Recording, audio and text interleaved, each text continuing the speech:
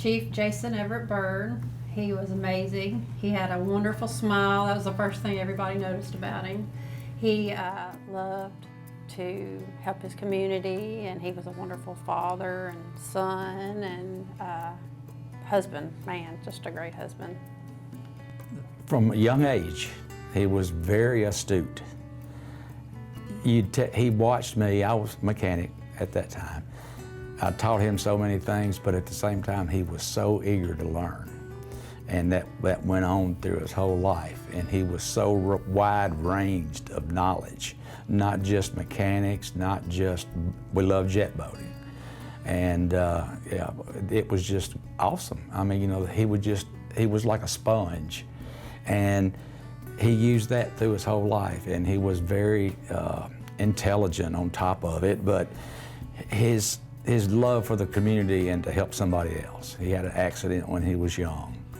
They had to fly him into the hospital, and when that happened, from that point of his life, he always wanted to return that favor to help somebody else. I was just going to say, he's a wonderful brother, wonderful friend, and he was a lot of fun. My father was a firefighter.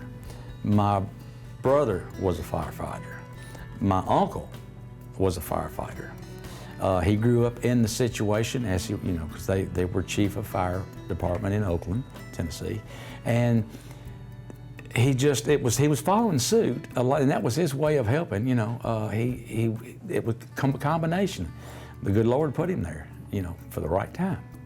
I was on the fire department with him for a long time, and he was just a go-getter. He could, on any scene, he stayed calm.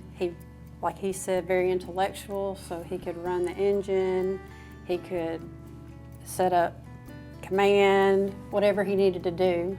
And he just did it all. He kind of did everything that he needed to do and then used his crew as a backup.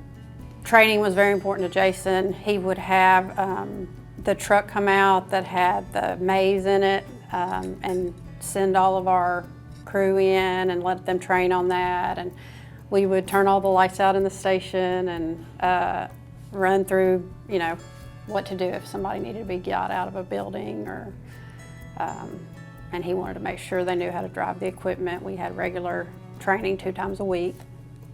One of the only times me and my dad killed a deer was a doe. It was really little, but it was also very fun. One of the amazing things that I remember, it's not a favorite story because I have 1,000.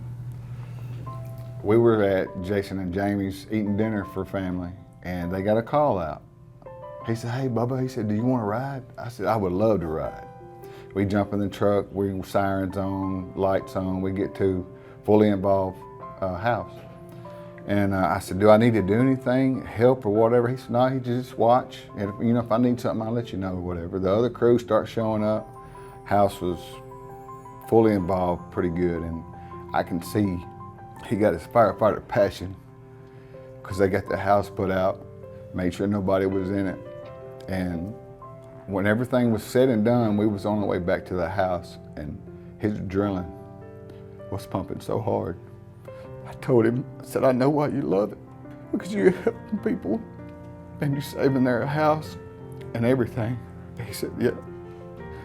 He said, "Bubba, I do." He said, "I love it."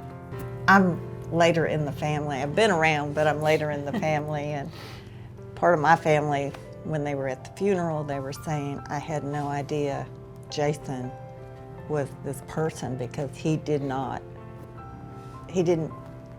just was Jason, you know. Humble. Yeah, Humble, he's very humble. very humble. Very. And they go, "We had no idea." I mean, he was my son. I knew him as my son, my best friend. But when I went at the funeral, there were so many firefighters, so many sheriff's department, so many highway patrol, so many local policemen, so many people, firemen coming from around the whole country. It was the biggest, longest funeral, and I didn't know there was that much respect for him. I learned that, and it was just overwhelming.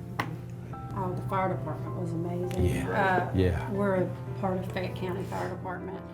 And the whole county, I think, has 15 or 16 districts, and constantly checking on us.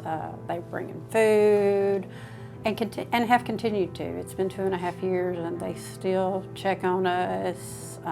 Our family, Station 14, is a family, and that's how they treat us. You know, they come to our birthday parties. The whole department does. If somebody gets married, we're all at the wedding. You know, it's just a tight-knit little family, and they've shown themselves to be that way. Jason Byrd, one word, caring. Confident. I would describe Jason Byrd as full of life. I would describe Jason as very loving. If I had one word to describe Jason, it would be a family man. One word to describe my dad would be happy. If I could describe him, it would be just a very outgoing and funny person. Best friend. Here's to you, with that smile on your face. Here's to you, and what I want to raise to this moment we share.